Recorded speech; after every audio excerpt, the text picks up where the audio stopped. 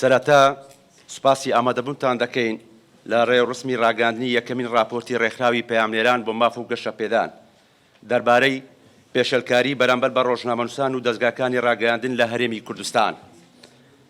ئێمە وەکو ڕێکخراوی پەیامنێران بۆ ماف و گەشەپێدان وەک ئەرکێکی نەریتی ساڵانە راپۆرتی پێشەلکاری ساڵی 2021 بڵاو دەکەینەوە. بەڕێزان، راپۆرتی ژمارە 1 بە ناونیشانی دووکەڵی سوور سەرجەم ئەو پێشەلکاریانە دەگرێتە خۆ لە ماوەی نێوان 1 کانونی دووەم تا وەکو 31 کانونی یەکەمی ساڵی 2021 تۆمار کراون و بە هەرسێ زمانی کوردی و عەرەبی و ئینگلیزی لەبەردەست ئێوەی خۆشەویستدایە. بەداخەوە ئامارەکان بەراورد بە ساڵانی ڕابردوو بە ڕێژەیەکی یەکجار زۆر لە هەڵکشاندندایە، بە تایبەتی ڕەگەزی مێینە. هەرچەندە ئێمە خوازیار بووین ڕێژەکە کەمتر ببێتەوە، بەڵام بە پێچەوانەوە پێشەلکاریەکان زۆر زیاتری کردووە. تەنها لە ماوەی 1 ساڵی ڕابردوودا لە هەر 4 پارێزگایەکانی هەولێر و دهۆک و سلێمانی و هەڵەبجە 376 پێشەلکاری بەرامبەر بە 564 ڕۆژنامەنووس و دەستگایەکانی ڕاگەیاندن ئەنجام دراوە. ئەم ئامارانە زەنگێکی مەترسیدارە بۆ دۆخی ئازادی ڕۆژنامەوانی لە هەرێمی کوردستان.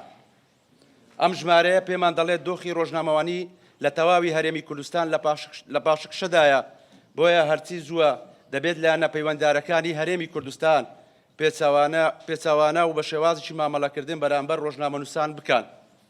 هاوکات ئازادی زیاتر بۆ ڕۆژنامەنووسان لە هەرێمی کوردستان فراهەم بکرێت و هیچ بیانوویەک نێتە هۆی ئەوەی ئازادی ڕۆژنامەنووسی بەرتەسک بکرێتەوە. ئەم ساڵ بەپێی ئەم سکاڵانەی لەلایەن ڕۆژنامەنووسانەوە بە ڕێکخراوەکەمان گەیشتووە دەرکەوتووە.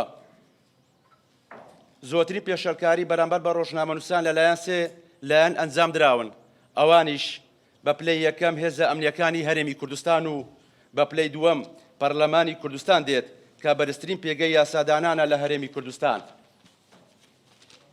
کە زۆرترین پێشەلکاریش بەرامبەر بە ماڵپەڕە ئەلکترۆنیەکان ئەنجام دراوە، چونکە ڕێگریان لێکراوە لە ڕۆماڵکردن و کار و چالاکی دانیشتنەکانی پەرلەمان.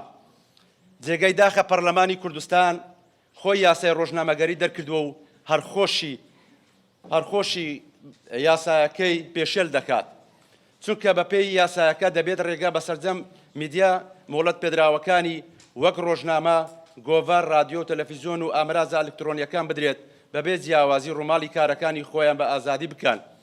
هەروەها هەبوونی جیاوازی لە نێوان دەستگایەکان لە کاتی ڕووماڵکردن و بەشداریکردنی میدیاکان لە کار و چالاکیەکان، بۆیە حکوومەتی هەرێمی کوردستان بە پلەی سێیەم پێشەلکاریەکان بەرامبەر بە ڕۆژنامەنووسان دێت.